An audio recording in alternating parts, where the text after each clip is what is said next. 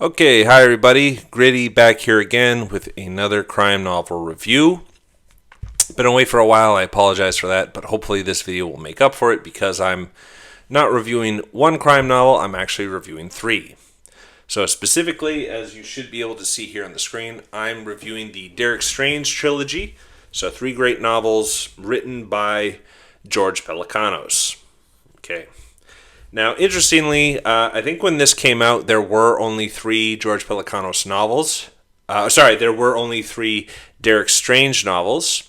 There now are five and soon to be six. It has been announced that a sixth book for Derek Strange, The Blue Flame, is going to come out in August of this year. So that's very exciting. So, in order to kind of bring some attention, some enthusiasm, some excitement for this latest Pelecanos release, I'm going to be reviewing the first three novels in the Strange series. Okay. The other two books in the Strange series are Hard Revolution and What It Was, both of which are prequels. So I have read What It Was. I have not read Hard Revolution yet, though I do own it. I've also read a lot of his series. A lot of his books are interconnected, which is nice. So he has the Nick Stefanos books. So three books: Fire and Offense, Nick's Trip, and Down by the River Where the Dead Men Go. And he's also got the DC Quartet, which I've read all of which I've read all the novels except for one, which is The Sweet Forever. But I digress. Okay, so let's go into a little bit of the author. So George Pelecanos is the writer and producer for The Wire, Treme, The Deuce, and The Pacific. He has received praise from fellow novelists such as Harlan Ellison and Stephen King. King specifically named Pelecanos as perhaps the greatest living American crime writer. That's a direct quote. Also, George wrote the teleplay for the heralded Season 3 11th episode of The Wire, Middle Ground, which is often cited as the best of the series. So, Season 3, Episode 11 of The Wire, if you know, you know. Okay? Obviously, Pelecanos has branched outside of the genre of the novel, outside of the printed medium, which was actually kind of the plan all along. Now, before we get too far, I kind of want to explain something in terms of my own headcanon and kind of how I approach George Pelecanos in connection to the other writers that I tend to read.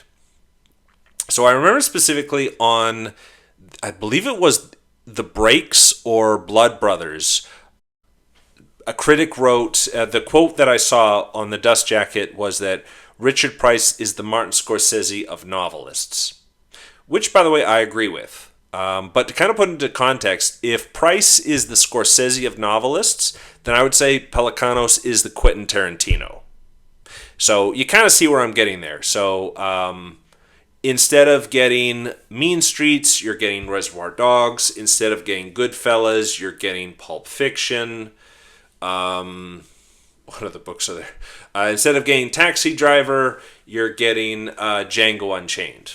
Okay? So, nothing wrong with Martin Scorsese, nothing wrong with Quentin Tarantino, and of course there's nothing wrong with Price or Pelecanos. It's just that they're not the same, and it depends on the audience. So, where Price is a little bit more, I won't say avant-garde, but he's a little bit close to the literary spectrum of the literary end of the spectrum with regards to novels. Pelecanos is a lot closer to the pulp fiction end of the spectrum. So Pelecanos, his works are very much meant to be entertainment. They're meant to be light. They're meant to be easy. They're meant to be satisfying. Price's work is meant to be more challenging, a bit more cerebral, a bit more theme and symbol heavy. That being said, it depends on what you want.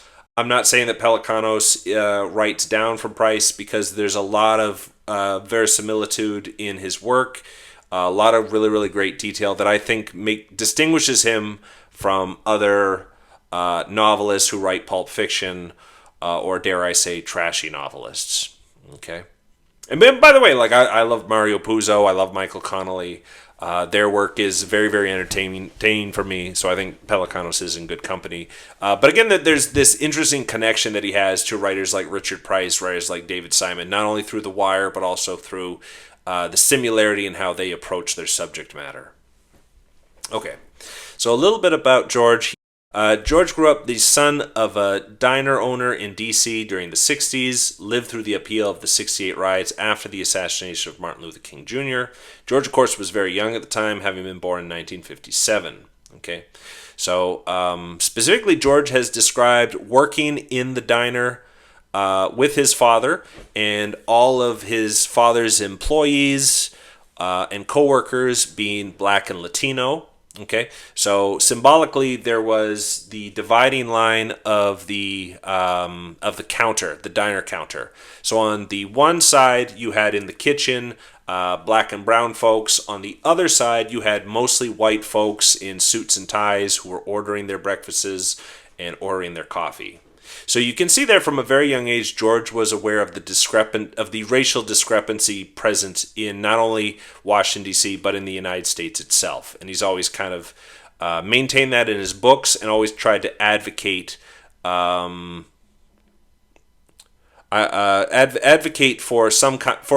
dare I say social justice. Having read other crime novelists, I do find that both Price and Pelecanos write in a way that is in support of social justice. So racial equality, the end of sexual discrimination, the end of misogyny, in ways that other writers do not. I'll get to those later, much later. Okay. He attended film school to pursue his dream of being a film director, or I guess just a filmmaker in general, having grown up with a love of westerns such as The Wild Bunch and New York-based crime thrillers such as The French Connection and Across 110th Street. While attending school, he got turned on to novels while attending a class for crime fiction. So a little bit later in life, George was bit by the book bug, which is great. I think he's often described that for him, crime novels were easy to relate to because crime novels, especially at that time, mostly depicted working class folks. So I don't know that they were always racially inclusive. Obviously, you had a lot of, Raymond Chandler, Dashiell Hammett. Their protagonists were these white guys in suits who drank too much and smoked too much. But there's still this idea of this is work. These are work environments. This is the urban sprawl. Okay. So after getting into a bit of trouble with the law as a young man, George worked a series of odd jobs around Washington, D.C. So he's described being a line dishwasher in a restaurant, bartender, and a woman's shoe salesman. And during his breaks and off time from those jobs, he would read voraciously, 2 to 3 novels per week. I've gathered he was consuming a lot of detective fiction and a lot of the westerns. Pelecanos cites John D. MacDonald and Elmore Leonard, as well as others, as his inspiration for becoming an author. His favorite novel is True Grit by Charles Portis. So, and you very much see that in a lot of his work, where he's combining detective fiction with elements of westerns set in the DC landscape or around the eastern coast. Because sometimes in his first novel, A Fire and Offense, they didn't just stay in DC. They went to, I believe, one of the Carolinas. Sometimes they go into Maryland, which I know DC, Maryland, it's, they're not exactly different because I know DC is kind of a strange place geographically. But it's around, basically centered around DC with a few meandering journeys to other parts of the East Coast of the United States. Okay, so let's go to the series itself of the Derek Strange trilogy. So George has written 23 books, 21 of which are novels. He has The Martini Shot, which is a collection of short stories. I've not read it yet. And he has Owning Up, which is, I believe, a collection of 4 to 5 novellas, which I own but have not read yet. In October 25 of 2024, WordPress.com ranked The Man Who Came Uptown as George's best. I'm not mad at it. The Man Who Came Uptown was was published in 2018. So it's a very recent book, and it's also a standalone novel. So that is something that makes this a welcome choice as his number one book. Also, in this particular vehicle, he really explores the transformative power of reading and the love of reading, especially in the context of prison. So I very much do like this as a choice. I've read The Man Who Came Uptown twice. I'm definitely going to do a review on it. Me personally, I think his best book is one of the three in this trilogy. So Right as Rain, Hell to Pay, and Soul Circus. I personally think that Hell to Pay is his best novel. You could argue A Fire and Offense, his first novel, or King Suckerman. One of those is the best. I think Hell to Pay is his most haunting and his most beautifully realized, his most entertaining, his most engrossing. But you can't really get there without reading Right as Rain first, and it would, I think, feel a little bit incomplete if you didn't finish Soul Circus. So to put it into film context, or to use a film analogy, Hell to Pay is his Dark Knight. If you're comparing it to Nolan's Dark Knight trilogy, Hell to Pay is the Empire Strikes Back in the original Star Wars movies. There's another. It's the Godfather Part 2 in the Godfather trilogy. That's an easy one. But again, I'm not gonna focus on Hell to Pay. I'm gonna focus on the entire trilogy because otherwise, the context of the book wouldn't make sense. So, I mean, these books you can enjoy on your own, but they make a lot more sense, and I think they're a lot more enjoyable if you are taking the entire ride with Derek Strange, starting from Right as Rain. Okay, so let's get to the context of the books. By the way, I am going to be keeping the descriptions of the plot of each book fairly brief for two reasons. Number one, these books are fairly short. I think the longest is only 300 pages. Maybe less, actually. Yeah, the entire trilogy is only 700 pages together. So, yeah, these are very lean novels. So there's no real need for me to get into a lot of detail. That's number one. Number two, I am really going to try to avoid as best I can. Well, not even try to avoid. I am going to actively avoid having any spoilers in these books as much as you can with a review. And the reason why is because Pelecanos, like Price, has not gotten the audience that he deserves. He's been around since 1992, and he's never really caught on. He's the first to admit it, and I would like to change that. So obviously, my channel is pretty small, which is an understatement, but I'm going to do my due diligence. I want you to be able to watch this video and feel like you can go out and get a Pelecanos novel and read and enjoy it. And I'm hoping that this video can be a primer to excite you. Okay. So in the Derek Strange trilogies, we actually have two protagonists, Derek Strange and Terry Quinn, both of whom are former DC municipal cops. Strange has become a private investigator. Quinn is a municipal cop who has been sidelined after shooting a fellow officer in the line of duty. Now, Quinn is white, and the officer that he shot, Christopher Wilson, is black. So already you see that there's a parallel with what has been depicted in The Wire, and we're getting into the very troublesome racial and racist politics in being depicted in these novels. Okay. So Quinn specifically left the MPD under a black cloud, having shot a fellow officer. Quinn is white, and the officer he shot was black, the latter being mistaken for an armed suspect. That might be a little inaccurate, but anyway, we'll just move on. So specifically, Quinn is a hothead, desperate to prove he isn't racist, and he's more politically conservative than his counterpart. Now, this really plays into Quinn's motivation as well as his eventual fate, and I'm just going to leave it like that, in Soul Circus. So he is very hot-headed, he's not pragmatic, he's very much a passionate type of person, and that makes him a bit of a foil to Derek Strange. Now, Derek Strange, who is black, is more cool-headed, but not without his own faults, as he is promiscuous, despite having a long-term romance with his secretary. He displays his storefront, Strange Investigations, for his private investigative business, rather than working out of his car, which would, eliminate a lot of overhead, would be more practical. But he has an office with a big sign that Strange Investigations. He makes a big show of going to work in the morning every day, so that young African American children in the neighborhood can see him as a positive role model.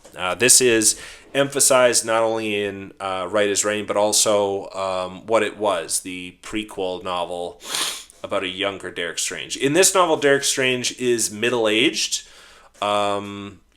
I believe he's supposed to be in his 50s, approaching 60s. And that also is kind of part of his character, because you see that he is a guy who is not ready to settle down, not really ready to act his age. He is, again, promiscuous. He's going out. His job requires him to have unstable hours. So because of this, he's kind of not acting his age. He's very restless and rambunctious. But he is cool-headed, unlike his counterpart, Quinn. Okay. So in these three novels, of course, the duo of Quinn and Strange work together on three cases. So again, I'm going to go really quickly into the plot and not spoil too much. So Right as Rain. Strange and Quinn meet when the mother of the man Quinn shot, Christopher Wilson, hires Strange to investigate the murder. Her hope is that more evidence will be accrued to possibly shine some light on what happened, so that maybe Quinn will be found guilty. Quinn was basically found that he was not at fault for shooting a fellow officer. That's where the title comes from, Right as Rain. So the mother of Christopher Wilson obviously feels like injustice has been done. Okay. So while no new evidence comes to light, Strange still feels that if Wilson had been white, he'd still be alive. So even though this is an odd way for the two men to meet, and they certainly butt heads, they do decide to begin to work together. Meanwhile, drug mules Earl and Ray Boone go on a killing spree to climb the underworld ladder to make off with a big payday so that they can retire as criminals. The Boones eventually cross paths with Strange and Quinn, as the father Earl has made a missing girl his drug-addicted sex slave. Okay, so that's Right as Rain. Hell to Pay. Strange begins to pursue upstart cannabis dealers led by the nefarious Garfield Potter, street name of death, after Potter and his crew kill a young civilian during a drive-by shooting of Lorenz Wilder, an ex-con who owes Potter money. Meanwhile, Quinn pursues a violent pimp after one of his underage sex workers begins to cooperate and inform. And the last novel, Soul Circus. Strange begins PI work for the defense attorney of Granville Oliver, a large drug kingpin in D.C. on trial for his life. Strange and Quinn also take on work finding the missing girlfriend of drug addict Mario Dunham. Taking on this case puts Strange and Quinn in the middle of a turf war between Mario's brother's crew, Dwayne Dunham, and the Yuma Mob. All right, so I'm going to get into a little bit of analysis and evaluation. Now, obviously, like I've said, Pelecanos' work more leans into pulp fiction, but I find that there's actually a lot of interesting patterns that emerge in the subtext of pulp fiction. Maybe more interesting in that they're not necessarily there on purpose, but they're still there. The Derek Strange trilogy is full of themes and motifs related to work ethic, monogamy, addiction, positive masculinity versus toxic masculinity, revenge, justice, racism, and racial politics. So, obviously, a lot of his characters who are villains exhibit toxic masculine traits. I would argue Terry Quinn also has some toxic masculinity in that he can't back down from a fight. This does get him into trouble. He always feels like he has something to prove. This is counterbalanced with this, I'll call it positive masculinity, that's in display throughout the three novels, as well as a lot of Pelecanos' work, which is this idea of work ethic in men, that real men want to go to work, they want to support a family, even if that work isn't particularly sexy or exciting, like being a diner owner or owning your own business, whatever the case may be, or being a bartender at a restaurant or a pub. People, real men who are worth their salt, go out and work. Especially in Hell to Pay and Soul Circus, there's this idea of revenge versus justice. Uh, when the civilian is killed in the crossfire between Lorenz, let me just make sure I got his name, Lorenz Wilder and the Potter crew. Strange is doing this. Strange is investigating the shooters pro bono. He's not actually been assigned to this by a client. He's not doing it for work, for a lawyer, or for the police to assist the police. He is actually trying to find the people who are responsible for the death of this young man. And very much that comes up with this idea of, is that justice or is that just revenge? And what's the difference between the two? And I think it really gets pulled off very, very well in Hell to Pay. Okay. So a little bit more about some symbolism. His protagonists and sympathetic characters, though flawed, are described as beautiful or, handsome, muscular, and healthy. So the women are always described as being very vivacious, very voluptuous. The men are always described as being very muscular, having broad shoulders and barrel-chested and small waists, nice jawlines, whatever. I guess with Spiro Lucas, there's this idea of that he's this average character, Spiro Lucas being in the cut or the double. But there's always this idea of there being a sexual attractiveness to his more likable characters. So while not always monogamous, sexual partners come easy to his protagonists. Sexual encounters are always consensual, and they are often masterful lovers. So particularly in the double, there's definitely some passages that verge on softcore porn. I'll just leave it at that. And this is just a trend that I've found. He's not atypical. This is stuff that you find in Mario Puzo's work as well. So, yeah. His antagonists, on the other hand, are the complete opposite. It's very much a black and white dynamic being created in his books with regard to his heroes and villains. So his antagonists are often described as ugly, grotesque, even monstrous, or they're described as handsome in a way that seems specious or underhanded. So I believe in Shoe Dog there's a character named Grimes who is beautifully dressed, quite handsome, but there's this underhandedness to his beauty. There's this idea that he is manipulative and that his well-tailored suits feed into that. His villains are often sexual predators, or they're just self-centered lovers, and their sexual conquests are not conventionally attractive. So this is something that it's meant more for comic relief, a little bit of humor, describing some of the women, the prostitutes that are frequented by the villainous characters in his books. Some of it can come off as a bit cartoony. I guess it really just depends on the audience, depends on what you're looking for. Another thing we need to talk about is the depiction of women. So I'm just going to flat out say George's depiction of women is not great. Women tend to be mothers, girlfriends, wives, and little else. Hell to Pay does feature 2 female investigators that specialize in missing women and girls and sexual violence survivors. But they're not really fleshed out in the way that Strange or Quinn or Garfield, Potter, or Granville Oliver are. And one of these women immediately becomes the love interest for Quinn. Okay, so I'm not saying anything bad. It's the tradition, pulp fiction tradition of westerns, detective novels. This happens. It just, it is what it is. So I really love reading his work. So Pelecanos' prose is lean, unpretentious, and colloquial. The colloquial aspect to his prose really captures the voices of not only the characters, but the neighborhoods in which the novels take place. His dialogue is spot on and exceedingly readable. So I never have any trouble getting through a Pelecanos novel. I can read it the same way that most people can binge watch a series on Netflix. It's very, very easy. His His books move quickly and breezily and are entertaining and smooth. So Elmore Leonard himself has been praised for the smoothness of his prose, the smoothness of his stories. I think you'd find the same thing in Pelecanos. So if you're an Elmore Leonard fan and you've just burned through his entire bibliography and you're looking for something else, really, really consider picking up Pelecanos. Pelecanos is excellent.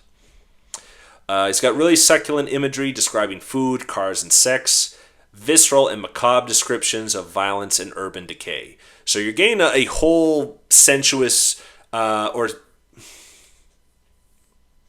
sensuous. You're getting a whole sensory experience with Pelecanos' novels. I know a lot of people would kind of fault his work for being lean to a fault. I know a lot of people would fault his prose as being too lean, that it moves too quickly or there's not enough detail. I personally think it's fine.